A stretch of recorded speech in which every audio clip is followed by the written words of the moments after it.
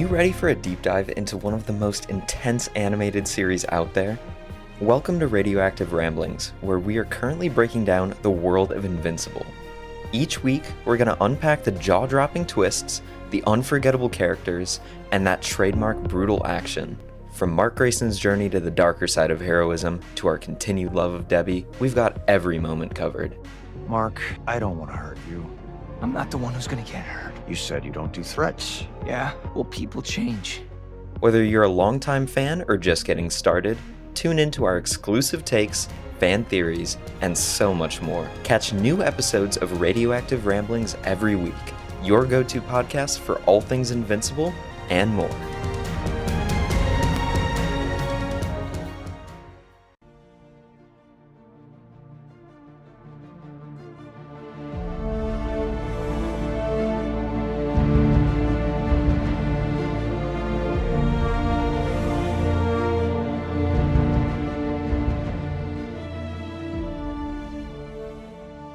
Welcome back to the Radioactive Ramblings podcast, the show where three buddies get together and ramble on about our favorite shows, movies, and we always struggle to stay on topic.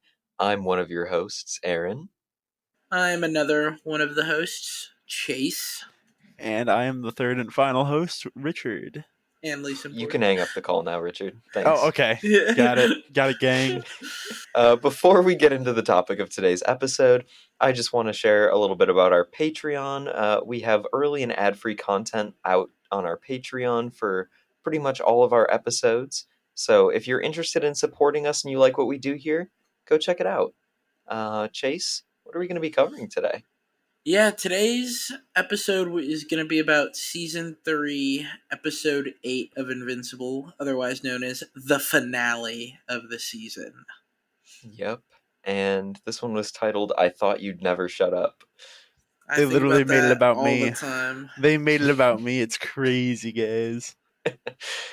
When I was going through the outline and I added the title of the episode, I was like, oh, they're just going to all think I'm making fun of them. They're not going to believe me that that's the actual episode title. Yeah, you should shut up now. I'm sorry. Yep. No, get into your spiel, Richard. I'll shut up for you. I'm going to get into my spiel. This is what I do on this podcast. Nice typo. One other thing before we get started, I'm going to let y'all know how to contact us. First of which is our email, radioactive@thelorehounds.com. And we have a channel set up in the Discord server from the Lorehounds for Radioactive Ramblings, or you could use the Invincible chat. We're pretty active in there too. You could send us a message, chat about the show, and we have a contact form, or you could leave us a voicemail at thelorehounds.com. We'd also appreciate a follow on our Blue Sky, Radioactive141, or our TikTok, Radioactive Ramblings. One last thing is we'd appreciate a rating on Apple Podcasts, Spotify, wherever else you listen to our podcast. It just kind of helps other people find us and also gives us some feedback so we can make better content for you guys. Yeah, because we do, I think, being the finale of this season, this is a good time to say, like, whether you have criticisms for us or things that we're doing well, like, we'll take all of the feedback the same, and we appreciate you listening, whether you have comments or critiques or just want to be a part of the conversation. We're glad that you're here with us.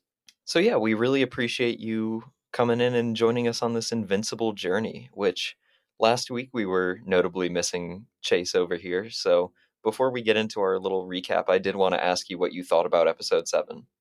I thought it was great. I do wish they gave the Invincible War a little more, time, because, it's supposed to be over the course of 3 days, and I don't know, I feel like the episode kind of made it feel like 20 minutes. Yeah. And I think they do a lot more in the comics, fleshing it out a little bit. I don't know. I think it was a good episode for sure, though. Can't complain. Yeah, I agree.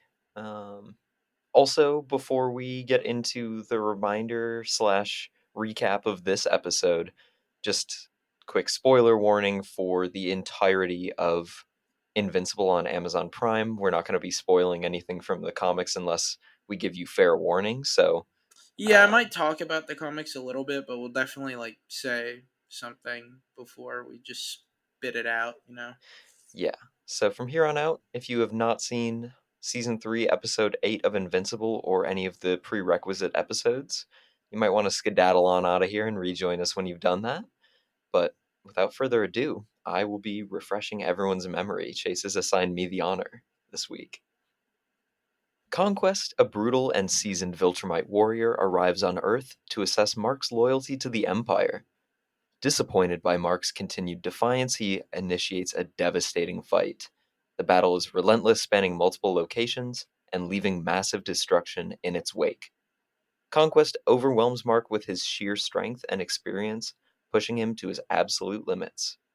As the fight escalates, Adam Eve arrives to assist Mark, and she pushes her abilities to the breaking point, showcasing new levels of power. Despite sustaining critical injuries, she manages to deal a powerful blow to Conquest, momentarily turning the tide of the battle. And now the Viltrumite threat looms larger now than ever before.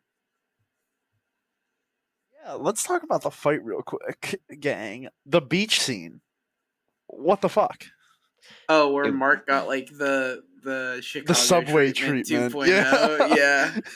Like I was that gonna say, they just love making shit go crazy. yeah, I think it was definitely an intentional mirror of the first season with that train scene, and then also maybe a little bit of a hint as to where Nolan learned that trick from. Yeah. Conquest though, phenomenal.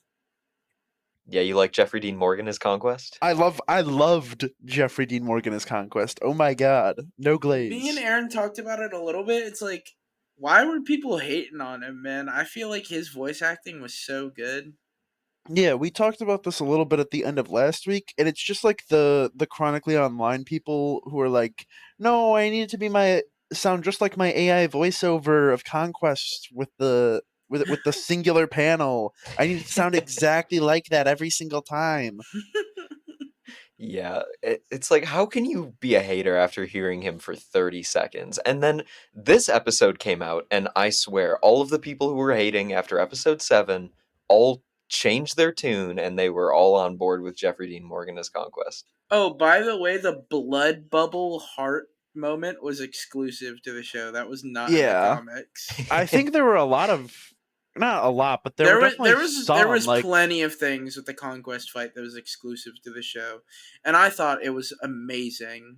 yeah, from what I saw like the I'm so lonely like monologue Yeah, that that whole was monologue is not in the exclusive. comics. And I know Robert Kirkman has stated like he's working with the writers and the animators to Yeah, like they're doing like a basically they're making like a new like script for for like the show. They're basically like yeah. redrafting the story, which I appreciate honestly because I've kind of talked about this in the Discord a little bit, but I think there's a lot of parts of the comics that felt pretty rushed and some main story arcs that felt a little written a little poorly, but and like I think I've been kind of talking about it through our episode reviews that I just think like this show is going to be a better rendition of the series or like better adaptation. I really appreciate when these types of shows involve the writers and basically give them a chance to have a do-over of their material. Like, if you could change anything, if you could make the story better, what would you do? And I really like that. Well, yeah, it's like getting the boys treatment. Like the boys comics Oh are yeah, they suck. wildly Yeah. different They and they suck. are awful in comparison. Or maybe not even in comparison. Maybe they're just flat out awful. No, they're like objectively bad. In They are comparison, they're okay. like like so Yeah. dog shit. Well, yeah, Yeah. the show is The peak, show is obviously, and peak, yeah. I love that because there are definitely like some changes that need to be made. I think that at the end of this episode, like after we do our how we felt, we can have a little comics discussion and talk about what we think is happening or what they're going to Yeah, cut and what yeah. they're I going to keep. think after we finish how we feel and before we get into the intro, we can have like maybe a little bit of a spoiler talk about like what we think is going to happen. Maybe I'll talk about the comics a little bit, but not give away too much. Yeah. Which, Right. okay, I want to make a quick point here because this has been really bothering me. All right. Yeah, go ahead. All the people online who have read the comics before, you got to stop like spoiling it in the TikTok comments. Like you're kind of going overboard with this. Or like The the fan no base for this show. spoiler warning TikToks that are just like comic panels of things that haven't happened yet or something like Right. that. It- there's just tons of people getting a kick off of ruining it. For me, it doesn't bother me with the Invincible stuff, obviously, because I've already read it all. But like for other series, I really hate that. Like, I think if you're gonna do something that's talking about like a fairly new project, right? Spoiling it, like you gotta put like a spoiler warning, or at least make it like 3 swipes deep or something. Like, I don't Yeah. know. You know, I'm not even bothered by the actual TikToks where people are just talking about the comics and you get spoiled because they're talking about something that they've been fans of for a long time and, you know, maybe I'm not the intended audience, so it's whatever. But all of the folks just commenting in I'm like, Oh, regular the like this Invincible. yeah, person's dead, this person's dead, this person's Yeah. dead. yeah. This person's evil, this person's dead. I'm like, all right, thanks for that one. You know?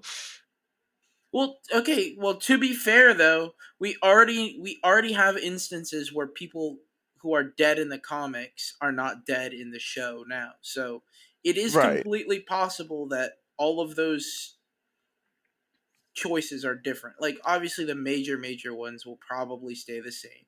Yeah. Like But Rex still exploded, but yeah, Rex still explode. Yeah, exactly. But you know who didn't? Shrink Ray, and Shrink Ray's a girl in the show. So and hey, wasn't Omnimark supposed to die last episode, but he got stranded instead? no, Oh. but oh wait, yeah, you're completely right. Yeah, I sorry, I was okay. thinking of a different. Were you Yeah, thinking of sorry. Viltrumite Mark? Yeah, Like the prison one? exactly. Yeah. Yes, exactly. Yeah. How did you know? Wait, that was kind of Well, because crazy. that's like in the same like vein, you know. They're Yeah, still like exact. Dude, wait, this guy connected my Viltrumites. dots. What the heck? Dude, we're just interlinked. We're like that. Interlinked. Sorry. Interlinked. No, but what I wanted to say earlier about the spoilers thing is like the worst part of it though is when people post spoilers like immediately after something comes out. I remember when the finale of Stormlight Archive came out. I know. I'm sorry. I got spoilers like 2 or 3 days after the book came out from the very end. This book is 1,400 pages long. How do you do that? How do you spoil something like that quick in a book that long? I have no clue. I just Yeah. remember when Severance came out, since I was waiting to get back here to watch it over spring break this week. Yeah.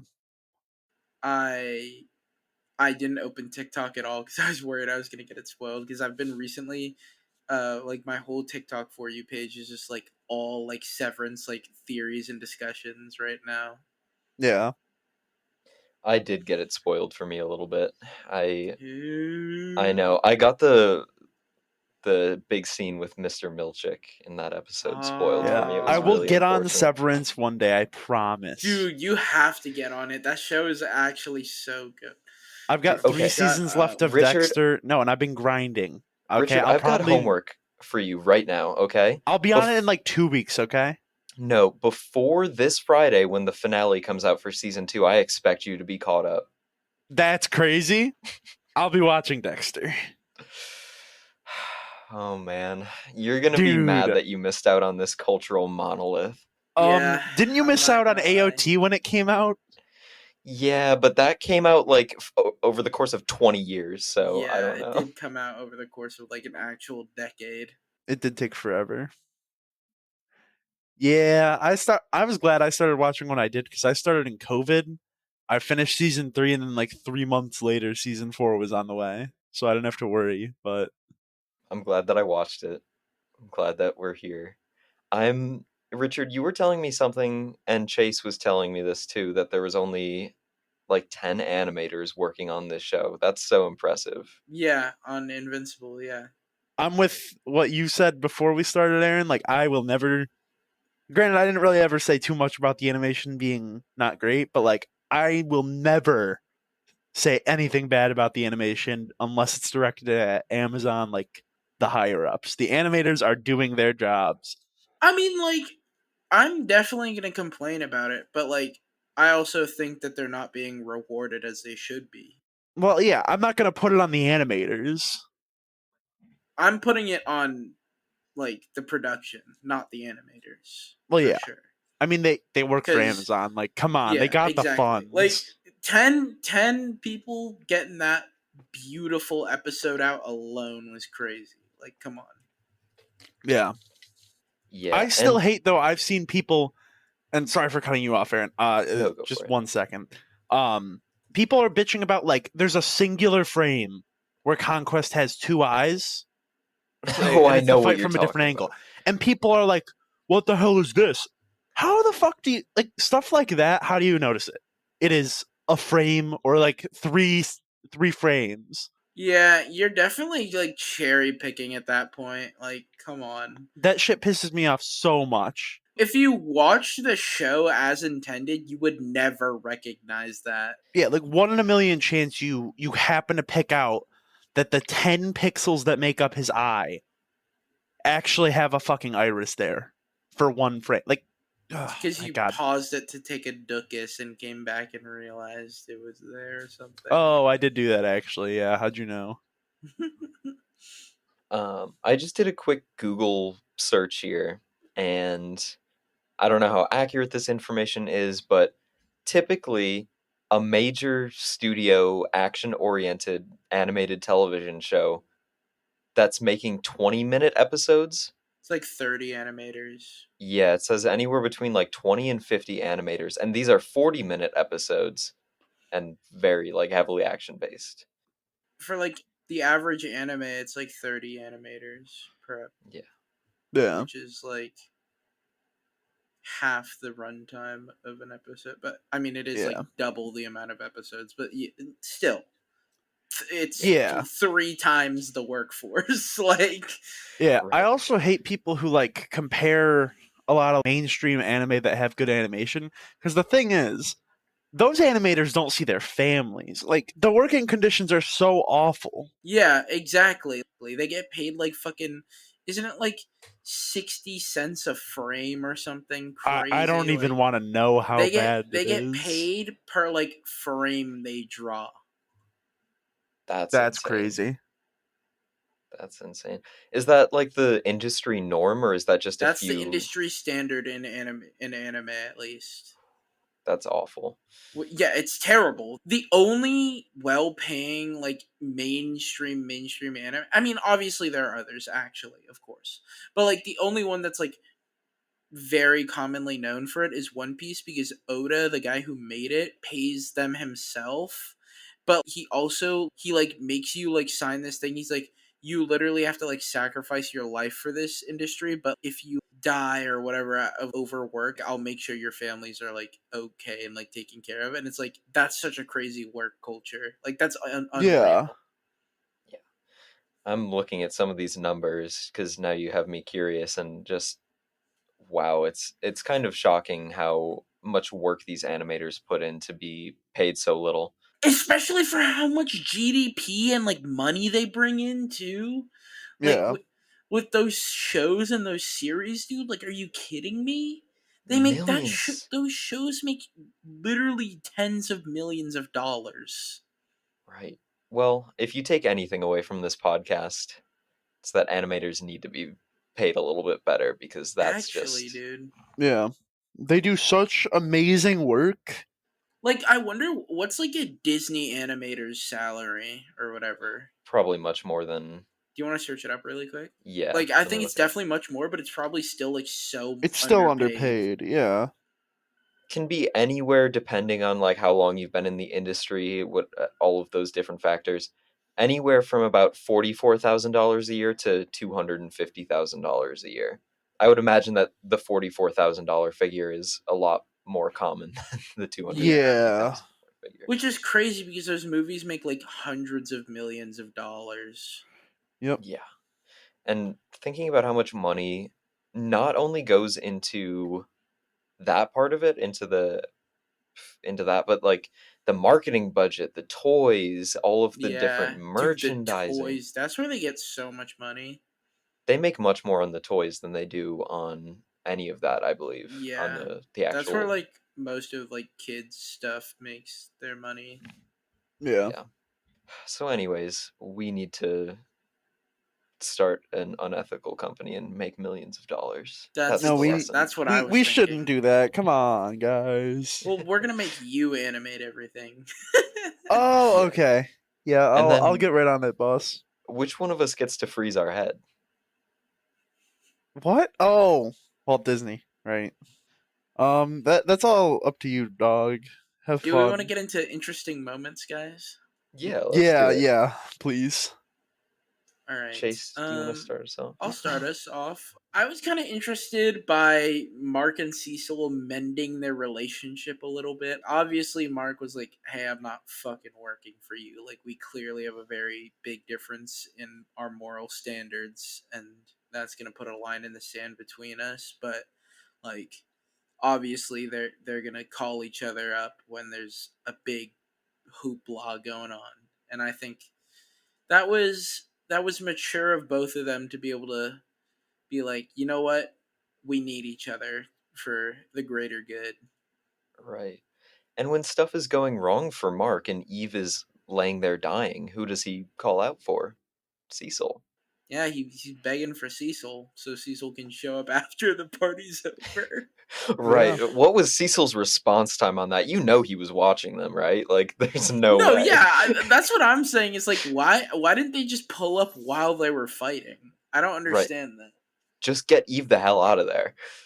Yeah, exactly. Like, I feel like the second Eve went down, he should have just teleported in and grabbed her and teleported out. No, Yeah. Maybe he knew about her mental blockers and the fact that she had the facilities to heal herself. maybe I don't know. Maybe Cecil was just being a little silly. You guys ever think of that? Maybe. I mean, there's also just the entire possibility that he was scared if he sent anyone in, Conquest was gonna one tap them. Yeah. Right. Well, yeah, because he definitely showed off that he was stronger than Nolan, and Nolan almost beat out the teleporter.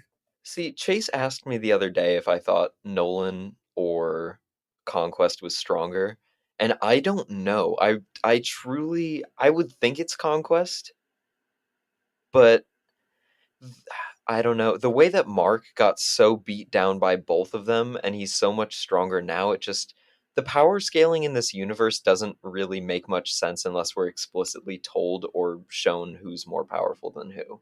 Right. I fully believe that Conquest could beat Omni Man, though. You think I so? think that he's been through way more. I mean, like, he is their top subjugator for planets. I think that there's the But what about only the Great Nolan? the great Nolan. Yeah, but that's the thing. With the whole like I'm so lonely, I only get a single like purpose and that I don't But even the get a difference name. between, but don't you notice the difference between how they do their job? Nolan does, they both do their job for the Empire, but Nolan does his as a duty, and Conquest does it out of pleasure. I suppose you're right. Nolan beat up his son and then had a fucking like mental crisis and almost killed himself. The Conquest came and licked Mark's ear while telling him how lonely he was. Yeah, that was some freaky shit. Conquest was on something. That's why I think though, because Conquest loves the fight so much more, he goes out and seeks more intense fights and gets stronger. I think that he is definitely stronger than Nolan because of that, but I think that there's someone who can top Conquest for sure, probably the leader of the Viltrumite Empire.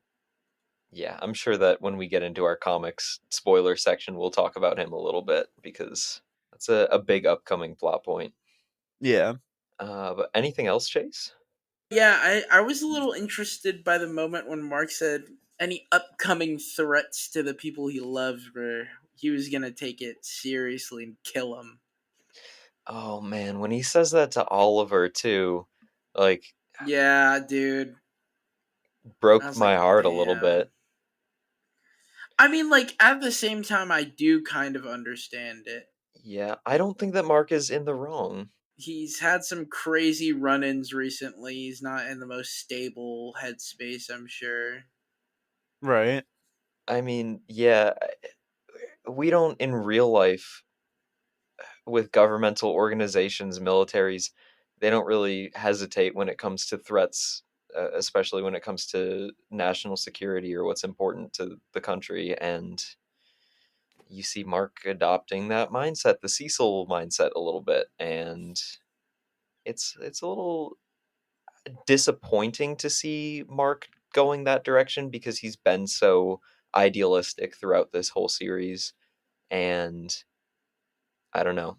I Even though think it's not Mark's the craziest probably thing. taking, like, a more understanding stance of his power on Earth as the strongest being protecting it. Is I think he's realizing more that, like, if there's someone he's having trouble handling, they're truly going to be a threat to anyone else.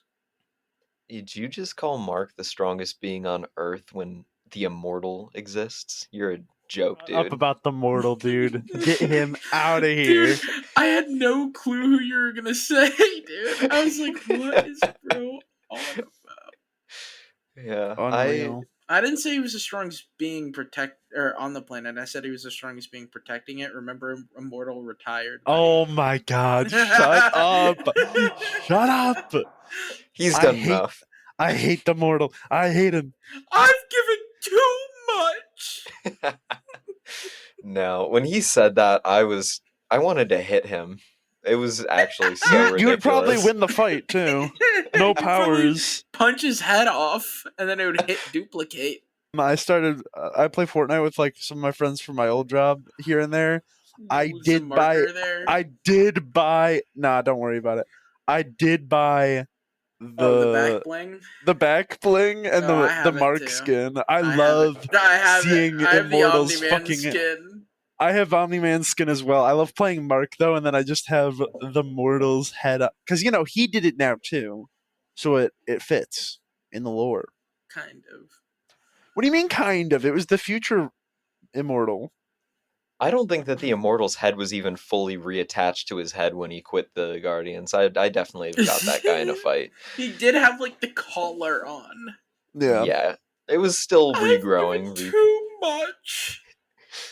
Like, I guess you've given quite a bit, but none of it was helpful. So Yeah, maybe just start winning fights and then you can say that. You know, if he really was Abe Lincoln, nothing would have ever gotten done by Abe Lincoln. So I know that that's not true. That wasn't the real Abe Lincoln. That was the imposter. It was the imposter. But anyways, Richard, what were some interesting moments you took note of? Well, I said earlier, but really it's just about Conquest, both of them. Conquest was phenomenal. He was threatening. I know we already talked about this, so I'm really going to keep it nice and short, but just they did a fantastic job portraying him and adding those extra lines of dialogue. It definitely gave the character some more depth. And that's really all I got. How'd you like his fist? Yeah, I thought that was interesting. I'm wondering if we get to like a little backstory on that, maybe later about like what In happened. the comics, it's like a little bigger. It's like a Hellboy fist. Yeah, It's oversized, and it's I kind of wish they massive. did it in the show. But yeah, Yeah, I do agree with you that they should have done the bigger one, but I think that he was fantastic. Speaking of Hellboy, we got our reintroduction to the To Damien Devil Darkblood. Darkblood. And that Yeah. was not in the comics, if I'm not mistaken. Hopefully, they get Doc Seismic back in action. Oh, I love Doc Seismic. He's so epic. Has Doc Seismic been in every single season? I feel like he has, right? Yeah. It's pretty funny. But Damien's been missing for quite a while, hasn't he? Yeah, I think in the comics, Omni-Man killed him already. Yeah.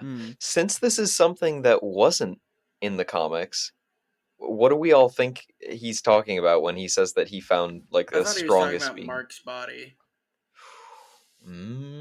I think he's talking about like one of the Or not. Never mind. Sorry.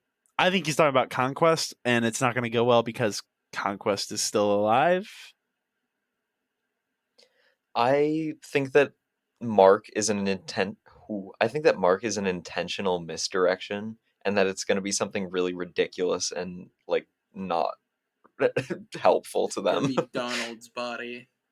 Donald. Donald might have some of the strongest abilities. In the comics, Donald kills one of the Invincibles on his own. I believe Really? In his that. cyborg mode, yeah.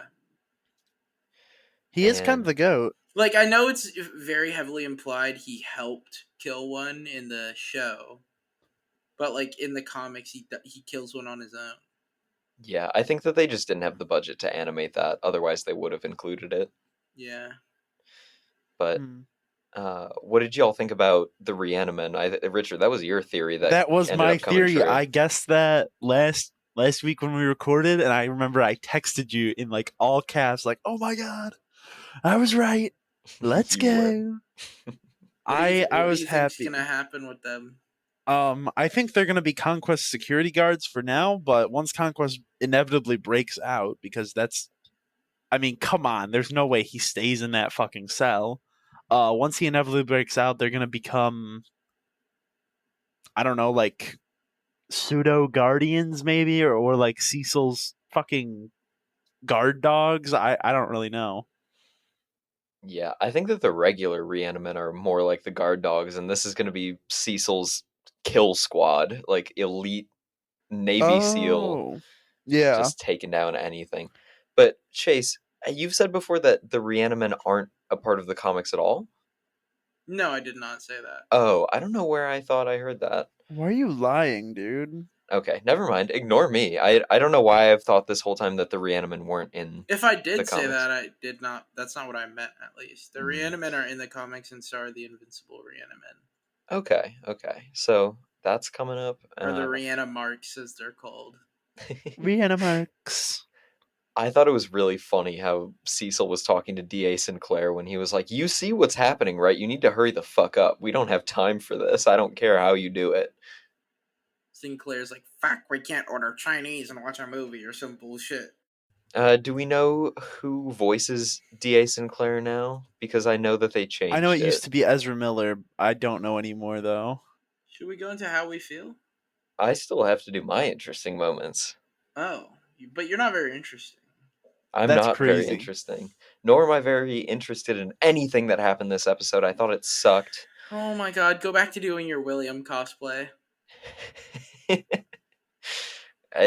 Listen, I'm sure I could recreate the fit with what's in my closet. I just don't have the bowling skills. You might be able to do it with what you're wearing, bro. He does dress the exact same way as me, just like a pair of jeans and a t-shirt everywhere. Yeah. A V-neck t-shirt. Yeah. But I mean, we can't not talk about how immediately after going into his whole "I'm so lonely" spiel, he starts trying to stretch Oliver out like a rubber band. Conquest was crazy for that one. No wonder Big he ass doesn't. beatdown coming up. Yep. Everyone else. Big ass beat down coming up! What was that noise at the end? I think that the YouTube video that I pulled the audio from added a little extra sound effect in there for shits and giggles. Put some business Yeah. baby in there. Dude, Business Baby could solo Battle Beast. Business Baby is coming back next season. You saw?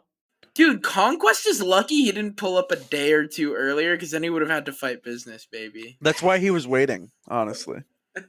He was just chilling on the moon until Business Baby got taken out by that evil bastard Mark Grayson. It's all fun and games until Rihanna Business Baby is coming in next season. Dude, he had some moves. Yeah, he did. You saw the way he was moving. It was just pure luck that Mark was able to take him out. Then he got turned into paste. Bro's got motion. That's all we need to see. How stupid do you have to be to like get on that thing's back and do all your tricks? And like you're gonna get crushed. I feel like that's just you're gonna get That's crushed poor eventually. planning. Like, you know you're gonna get crushed. bro, all it took was him being flung across the street, and Business Baby is a puddle underneath Monster Boy. A puddle, a fine Dude. paste, even. Chill on Business Baby, bro. I can't believe you're slandering our goat right now, dude. Almost as bad as the time you said Immortal wasn't the best hero in the Invincible universe. I mean, it's tied between the Immortal and Duplicate for sure for best hero. No, it's Business Baby. You can think that, but Rihanna Business Baby clears. I think the Business Baby combo with his like green guy could beat Immortal.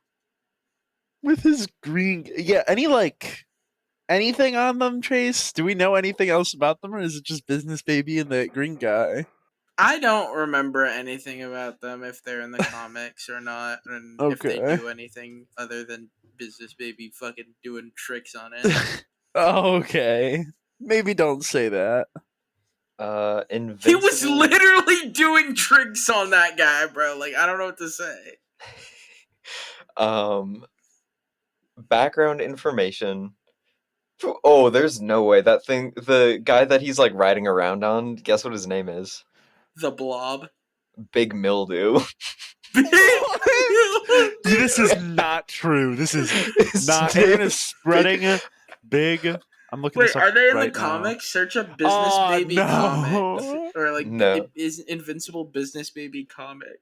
I think that they're a show only thing, but they were in episode 3 of the first season, and they were in episode 7 of the third season, and those were the only 2 times that they showed up. Business Baby was not in the comics. Dang. Business Mildew Baby and was Business present Baby. at the Guardians of the Globe funeral. Yeah. That was season 1, episode 3, Business wasn't it? Baby was? Yeah, Business Baby was apparently at the Guardians funeral. Oh, and he was held He was in born? the. He was also being held by Doc Seismic earlier in this season. Dang. I love the background details that they throw in here. It's too funny. Well, yeah, there's also like an off-brand Saitama from One Punch Man. Yeah, they do a lot of good parodies in this. I wonder why they decided to pair up their... Oh god, what's that Alec Baldwin movie with the Business Baby? The Real Business Boss Baby? Baby? Boss Baby, thank you. Oh Sorry. Like, why did they pair up him with Big Mildew? What? Dude, you remember that time we did White Elephant? Yes. I still have my Boss Baby 1 and 2 pack. I forgot that. Was I the one who bought the Boss Baby 1 and 2 pack? Or was that I don't know someone who else? bought what, but I have that, and then I also have like a Cocoa Melon thing still Dude. from that. That's a fitting You gift and for Business Baby would get along, bro. Oh, we would totally. He's my slime. No, his Well- slime is Big Mildew. Oh. Yeah, you're not Big Mildew. You're not Big Mildew. I strive to be Big Mildew, alright? When does he become Business Boy and not Business Baby? 5 years old. At what age? Well, it won't matter. True. He isn't He did living get to see splattered. tomorrow. He literally did get splattered. Yeah. That Mark also saw the future. Dude, that was actually such a good line, though. I know. Dude, I don't care how strong you are. I don't care how fast you are. I can see the future. You don't live to see tomorrow. Crazy. That was a pretty cold line. I can't lie. Then he put Yeah. his forehead to the back of his skull. Yeah, that... Oh, my god. What an insane way to kill Conquest. I'm cashing in my points about Eve being able to control living matter. Well, I mean, she's got those blockers on her, so she can't do it all the time. But I do think that my theory was at least partially correct. Yeah, the thing about that is Kirkman kind of talked about this when he was writing the series, is that, like, he didn't really know how to write Eve's powers, so he, like, did, like, the cop-out, like, mental block thing. Yeah, that's Yeah. fine. That's fair enough. I'm fine with her only being able to use those crazy powers in dire situations. Which, like, kind of explains why she's kind of a little uninventive with her regular powers. Is Right. like he just didn't know what to do with them. Because, like, it's such a cool concept, but I do understand how it would take a lot of time and effort to come up with what she's doing in every fight with a power that's literally just, like, matter manipulation. Yeah. Yeah. Because you could have her doing anything and everything, but then you have to worry about, like, does this fit the character's aesthetic? Does this fit what they would actually be doing?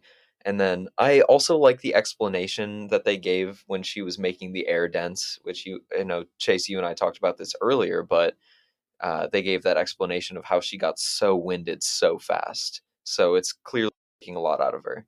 Oh, yeah. Clearly, she doesn't do crazy shit like that all the time, because, like, I mean, it basically, like, put her out of the fight, like, immediately. Like, she got tired really fast. Right. Yeah, so we know that she's capable of more, but it just takes a lot out of her, or she has to be on the verge of death to do the organic matter Did you manipulation. think she was dead? No. I knew that she was not going to die. I feel like this is one thing about this show that bothers me a little bit, which I don't like It to takes a focus on lot the to kill things. someone. Yeah, nobody ever really dies in this show, and it bothers me a little bit that no one really dies. Right. Like, it's fine. I'm not going to be a hater about it. I don't want to talk about it at length, but it does feel a little bit like with characters like Angstrom Levy, for example, just keep getting Yeah. defeated over and over and over again on the brink of death. Or you have Mark, who's on the brink of death about a million times.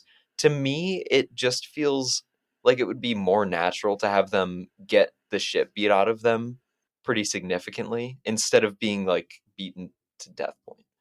Okay, but one thing about the Mark thing, to be fair, they haven't really talked about it yet, so, I mean, I guess we can, let's just warn everyone, this is kind of like a comic spoiler about Viltrumite's DNA, so, like, skip ahead a little bit, but I'm about to go into it. Viltrumite cells, Aaron, I don't know if you know this either, Richard, but what's so crazy about them is their adaptability. During a fight, their cells and their DNA will adapt to the fight. They Right. will Oh, change and enhance to, like, be better and stronger. The baseline Mark is technically not as strong as Mark, like, in a battle. right. Interesting. When they're on, like, the verge of death and stuff like that, like, their cells will adapt. Like, it is very easy for, like, a Viltrumite that's, like, disemboweled to, like, survive. Yeah, I figured that they can survive pretty much most things, but it's good to have that explanation. I'm surprised they haven't gone into that yet because it feels like they aren't keeping too many secrets about the Viltrumites anymore. Yeah. I'm Right. surprised Omni-Man didn't talk about it to Mark. Yeah, it could just be the type of thing that the series isn't going to directly address, but it's just going to kind of be implied Yeah. or a part of the mechanics in the background. Right. Um, but that's really interesting. I'm glad that I It's know kind of that. like why Mark is able to, like, be in the lava and Uh-huh. stuff like that. Like, his cells Mhm. are, like, while he's in it, they're adapting to be able to be in it. It's, Yeah. yeah. We need to get Eve on her laser beam shit again because she was cooking Conquest just a little bit. Yeah, whipping out a Kamehameha. A pink one? Come on. Come on. Let's see that again. That shit was pretty gas. It was like the Majin Buu Kamehameha. Yeah, I want to see that The again. what? Don't worry about it. Dragon Okay. Ball, you wouldn't get it. I wouldn't. I didn't watch Dragon Ball growing up very much. I just remember watching that one like really awesome TN edit with 3 Days Grace playing over it. That's The what started Tri-Beam. my Yes, and it's got like I Hate Everything About You playing over it. Where he Oh my turns a god. triangle into a square. Yeah. Yep. Awesome. I don't really have anything else to say about this episode in particular if we want to get into our how we feel and then we can have a little comics discussion. Okay, Yeah, I'm I'm ready. down. All right. Chase, you want to start us off? Do the honors? Sure. All in all, I'm very pleased with this episode, and honestly, from a storytelling perspective, the season as a whole. Now knowing that there were only 10 animators working on this, I'm actually quite happy with the way it turned out. Before I get into talking about the season, though, I do want to say that this episode was just beautiful and the fight was so well done. They do a good job of truly portraying Conquest's overbearing strength and Mark's human spirit. As someone who had read the comics, this did not disappoint. I'm going to give this episode a 9 out of 10. The season did such a good job developing characters and previewing the Viltrumite threat. Obviously, I wish the animation had been better, but now knowing what I do, I can't deduct too many points from that. So definitely going to be a solid 8 out of 10 for me. I agree with that ranking pretty closely. Despite all the hate that I've seen for the animation this season, I was really remaining faithful that they would pull out the big guns for this finale. And I gotta say, I wasn't disappointed. I think that me and Chase and probably Richard are of the same mind on this one, that the animation was kind of crazy in this episode. They really put their all into it, and I appreciate that. Yeah, Um, just split second thing. yeah, Impact frames were insane in Invincible. Fucking finally. I mean, Mark's hair alone this episode. Dude, yeah, what was he gonna do though? When he was like, wait, what was he gonna do? Surrender? Like, no. every time that Mark was looking at Conquest and had his mouth like agape in shock at whatever Conquest was doing, I don't know why, but the way that they drew him with his mouth open made me laugh every time I saw it. um, yeah, I understand that these shows are working with really limited manpower and a limited budget, but despite all of this, they managed to not only deliver what I think is a highly entertaining season of television, but they also got us a finale that I think rivals the animation in season one's finale, which is a pretty high bar because I think that Invincible fans can agree that season one had the best animation in the series, and this came Oh pretty yeah, close to season it. 1 had great animation. Yeah, like through and through, not even just the fight scenes. Yeah. Season one definitely had a higher budget and more animators. Yeah. But as always, the voice work is just stunning. I can't believe how much energy and talent goes into this show. Every single voice actor, Stephen Yun, Walton Goggins, Sandra Oh Sandra Oh, thank you. for our goat Debbie. Sandra Oh. Who else is in this cast? Like everyone is in Invincible, I feel. It's J.K. crazy.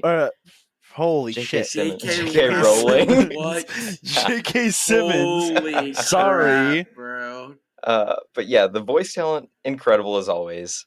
And I do think that this season served as more of a transitional period for a lot of these characters, but sometimes you need that. Sometimes you need a good transitional season. And I would give this a really solid 8.5 out of 10, and thought that the last two episodes really just stood miles above the rest and probably brought this season up a full point in my mind. Yeah. That's on Grievous. Oh my god. All right, Rusty Susan, calm down. My like how we feel is definitely shorter, but I'm just gonna keep it nice and concise. This has been my favorite season finale so far. They pulled out all the stops for the animation. It was phenomenal. Still not better than season one, but that's obviously given the lack of staffing, really. And Amazon could do better. But the voice acting, as Aaron and Chase both said, it was fucking phenomenal. I think it was some of the series' best as well. And I don't know. I just think they killed it. I'm excited to see what's next for the episode. I give it a solid 9.5 out of 10. It might be my favorite of the series. And the season for me is a solid 9 out of 10 as well. I don't know if you heard, but next season they're replacing Mark's voice actor. It's going to be Ethan Slater. Shut the fuck up. Why don't is know there who a that picture is. of Mildew Man? The big Mildew. Where? Oh my god. Big Mildew. Wow. Well, what a character. Speaking of Big Mildew, folks, if you have not read the comics, you don't want anything comics related spoiled for you, now's a good time to dip out. We thank you so much for joining us this season, and we are definitely going to be back for season 4 unless something crazy happens, and we have Yeah, like unless other Aaron dies or coverage, something. right? Which you never know. Things You're happen on the every day. brink, buddy. Closer than you think. You don't know my time limit. But anyways, yeah, thank you so much for joining us, and we will be beginning our comics discussion, but first, let's take a quick break. And we are back for our comics discussion of Invincible, and let's start off with our resident comics expert. I'm going to leave things up to Chase to start us off for this comics discussion. I do just want to say one fight I'm super excited for if we're talking comics. Chase, Battle Beast versus Yes, Thrag. yes, yes. Ooh, It's gonna be that's sick. crazy. I know. Trust That's me, pretty dude. sick. That's one of the most contentious like fights that is debated in the Invincible community. Really? I had no Yeah, idea. because people like still argue who's stronger. Right, because there are definitely those fights where it's like someone just had the upper hand out of pure luck or whatever, and I'm Do you guessing want me it's to tell you something. how the fight turns out? And I like, know who loses, unfortunately, and I I Aaron, feel like know Battle Beast definitely loses that fight, no? Thrag wears okay, him. okay. Yeah. So Battle Beast does lose, but what happens is basically Thrag gets ambushed by like a different fighting force, right? I'm not gonna spoil that, Hmm. but he gets ambushed by a different fighting force, and then they send in Battle Beast, right? Battle Beast like arrives and he's like, "Wait, you're injured?" So Battle Beast injures himself and then tosses away his weapons, and they have a 3-day fight to the death. Okay, Jesus. so that's fucking crazy. I didn't know all that. Basically, Thrag is like heavily injured, and Battle Beast is like, "Oh, you're injured." Takes his sword and slashes his stomach open, his own stomach, Okay. Bro and nerfed himself. yeah, exactly. That's why it's like one of the most heavily debated fights in the because then they have a 3-day fight and Thrag kills him. Lasting for 3 days though in that fight is insanity.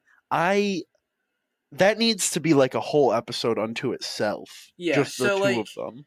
they're like when it comes to power scaling, they're heavily debated in like they're always like paired up, right? Like usually people will say like Battle Beast or Thrag is 3 and then the other one is 4 in strength. Hmm. But yeah, Interesting. How close are we to seeing that fight Thrag? No, like, I mean, to yes, seeing you can answer Thrag, that too. But yeah. Thrag is definitely next season. Right. But that fight is kind of, I would say, a ways away because Okay. there's like at least one whole arc of shit that goes on before that. I think. I'm not gonna lie, my memory of the comics is like kind of fuzzy. I know things that happen, and like if you mention something, like I'll definitely remember it. But I couldn't just like relay to you like every event in order. Right. Right. And I Yeah. think that's better for this podcast anyways. Like we Yeah. don't need all of the details. I think that makes it a little bit better that there's been some time since Yeah. you've read those. I'm just thinking like so Robert Kirkman said he wants there to be 8 seasons. Where do you think the Thrag and Battle Beast fight would fit in along 8 seasons? Fudge, man. Probably like 6 or 7. Okay, like towards the end. I mean, I guess it could be 5. It would have to be like the end of 5 Yeah, it though. would definitely like have to like later. Yeah, I think it would be 6 or 7 actually, because there's Yeah. probably yeah, because there's also that arc that happens too. Yeah, it would definitely be 6 or 7 for sure. If they're covering like also like the 500-year time skip thing, but Yeah, I'd assume they will. yeah. I don't know. I'm excited to see Thrag's army too on Okay. Thraxa. Yeah.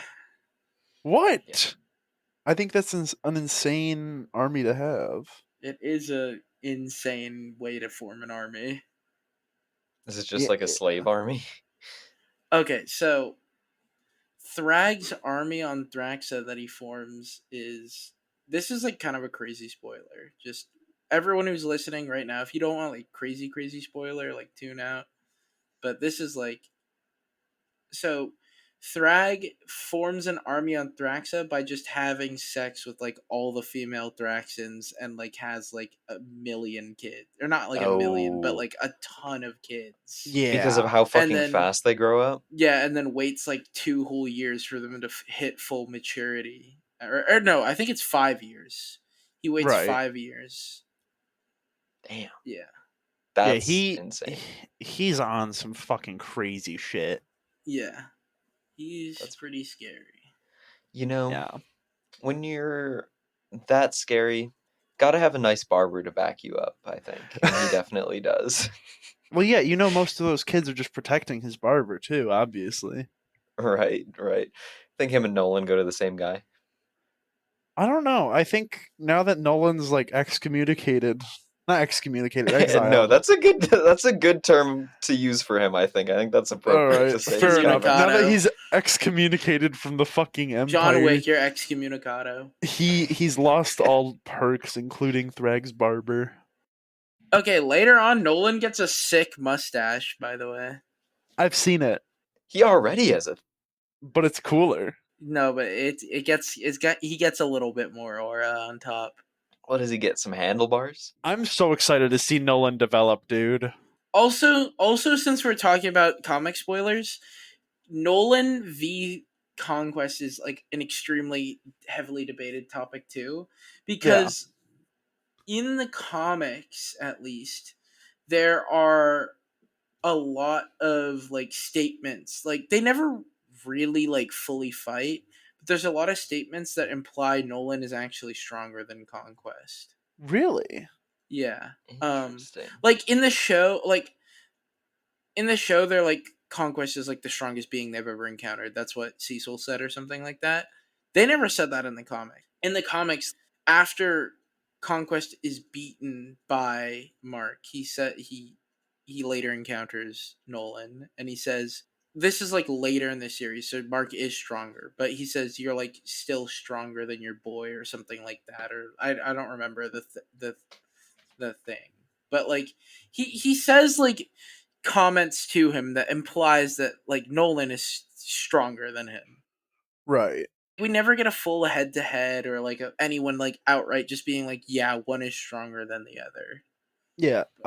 I have another question for you because this is something I talked about last week that Yeah. I was curious about, but obviously you weren't there. We missed you, but it's all right. Will we see more content of the stranded marks in that other Yes. universe? Okay. I want to see more of Sinister Mark. There is gonna be an arc. There's gonna be an arc. You are gonna see a bit Yeah. more of Sinister Mark. But yeah, I figured there had to be because like I knew that that's what they called Cape Mark. I knew they called him Sinister. I knew there Yeah. had to be a reason Yeah. outside of the war because even in in the war and clips we've seen of him before, he was on some shit. Yeah. But We're gonna see more of Sinister Mark. I'm excited. Yeah. Let me just say, can we be done with the Sequids? Please. Yeah, we've been hanging on. We've been dragging them since the first season. Like I'm over the Sequids. I'm sorry. I'm not in need of more of those little guys. Do we keep getting them, or is this going to be like it once and for all I once think we're there's done with gonna be this? probably one more episode that's just gonna be Sequid focused or something. Okay. I Okay. see. Which I do agree. I do think it's one of the more boring villains to deal with for sure. I'm very happy that we got what's his face stretchy dude out of that, but I love Shapesmith, dude. He's so silly. His race car bed. I wouldn't leave Sonic's either. race car bed, you mean? Same voice actor. One thing that does, because I believe Nolan is stronger than Conquest. One thing that does go on to like kind of support that point is that later in the series, Nolan fights against Thrag and is able to harm him, and we know that from some stuff we learned in the series that Thrag and Conquest had a fight, and Thrag like fucking one tapped him, like didn't kill him, but like humbled him really badly. And Not to say that he doesn't humble Nolan, but Nolan performs much better than Conquest. Right. I do think Conquest could also be suffering a little bit from his age. It's actually the opposite, but the way that Viltrumite DNA works is that the older they get, the stronger they get, but the slower they also age. Right. Okay. Oh. So So Is Conquest being older is technically better for him. do Viltrumites have adrenaline, or is that like a strictly human thing in the Invincible universe? Is that why Mark is so much stronger than? Not so much stronger, but like That's why he's able to just kick it into high gear, yes. okay. So, like, Viltrumites, obviously, they can get, like, a rush of adrenaline and stuff like that, right? But, like, not in the way that humans do.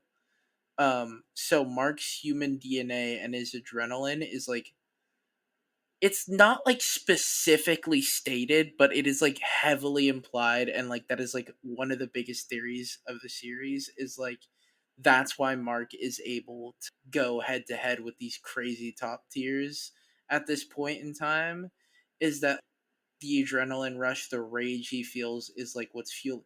I mean, like we see it too. Is like when the Viltrumites fight, like they're not very emotionally involved in it, right? Like it's just Yeah.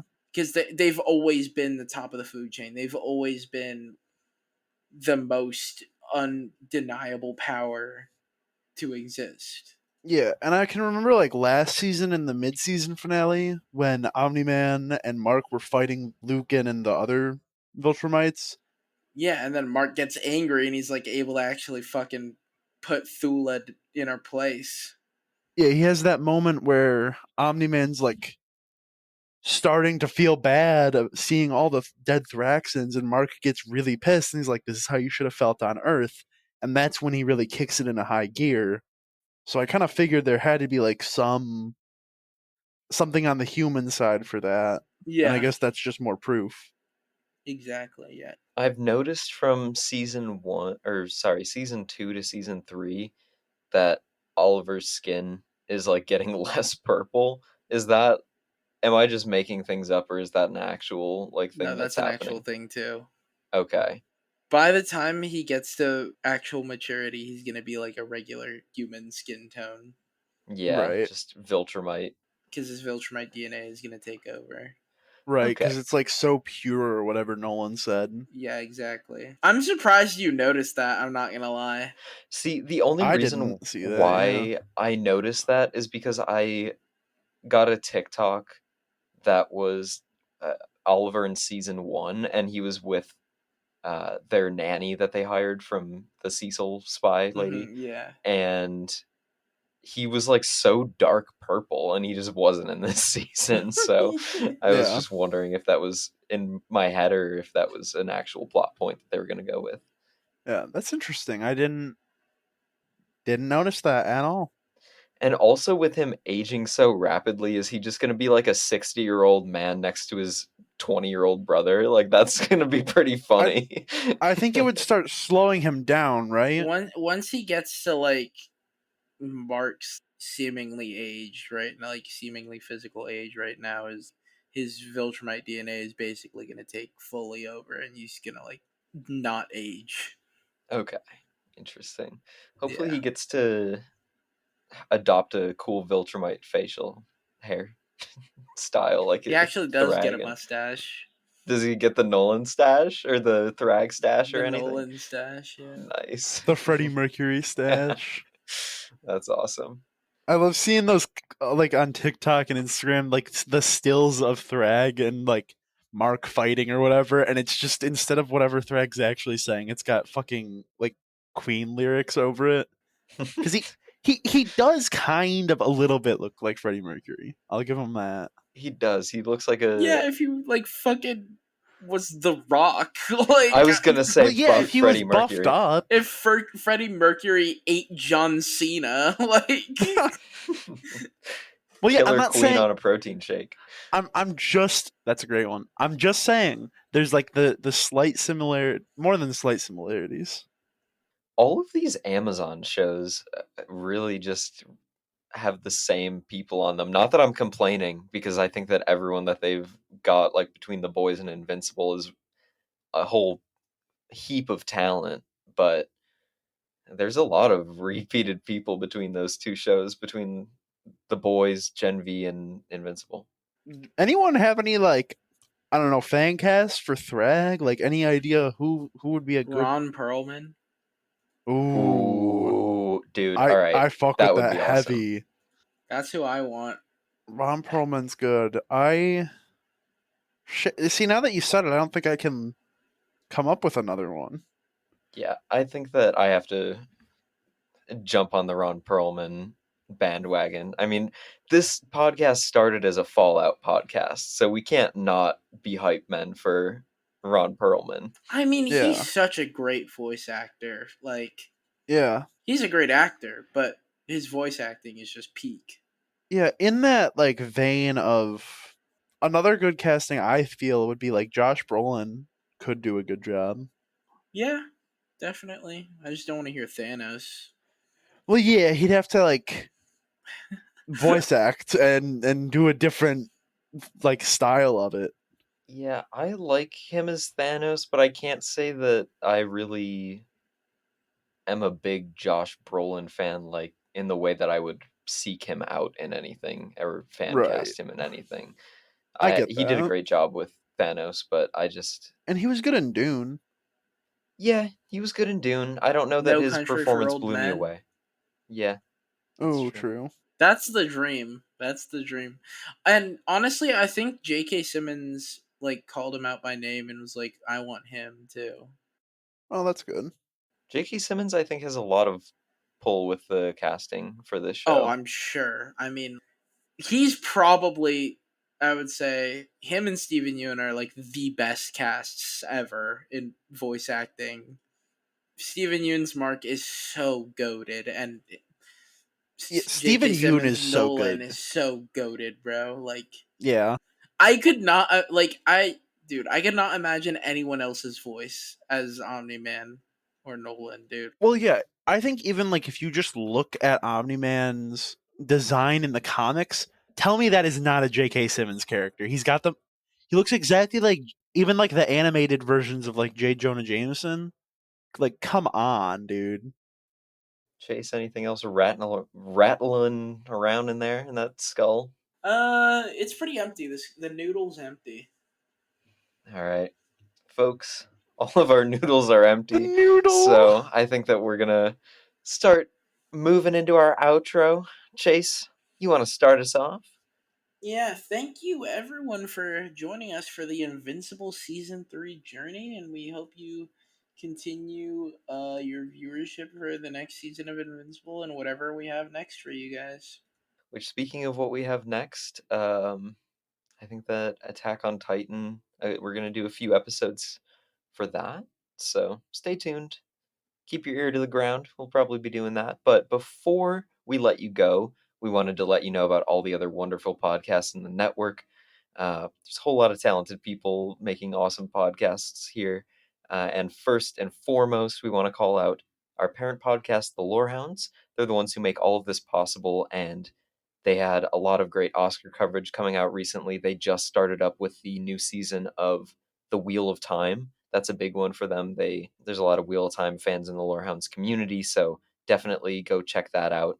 Also in the network are excellent podcasts like We'll Shift Dust. Alicia and her co-host Luke cover Silo, and they just wrapped up the second season about like a month ago now. It's been a while. Wow. Okay, time is getting away from me here.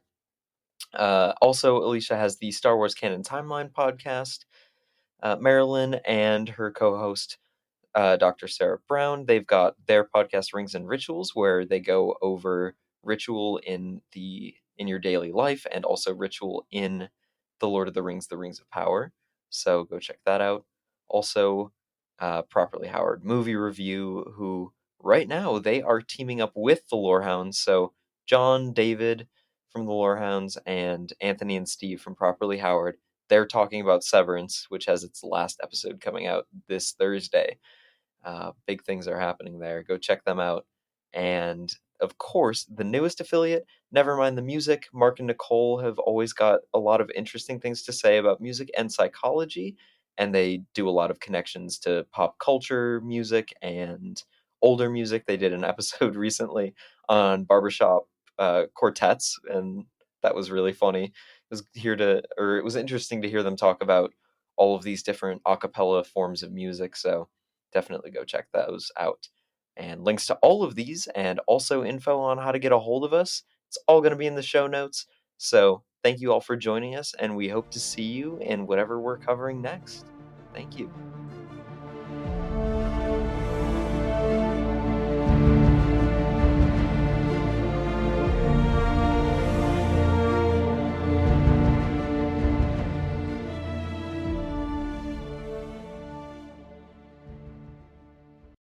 The wheel of time turns, and ages come and pass, leaving memories that become legend. In one podcast, called The Lorehounds by Some, a weekly recap with tons of analysis, two Wheel of Time superfans will lead you through a world of powerful magic, tricky prophecies, and cutthroat politics. Join me, John, and my co-host Alicia for weekly coverage of Season 3 by searching your podcast app for The Lorehounds. Doviandi se tova again. It's time to roll the dice.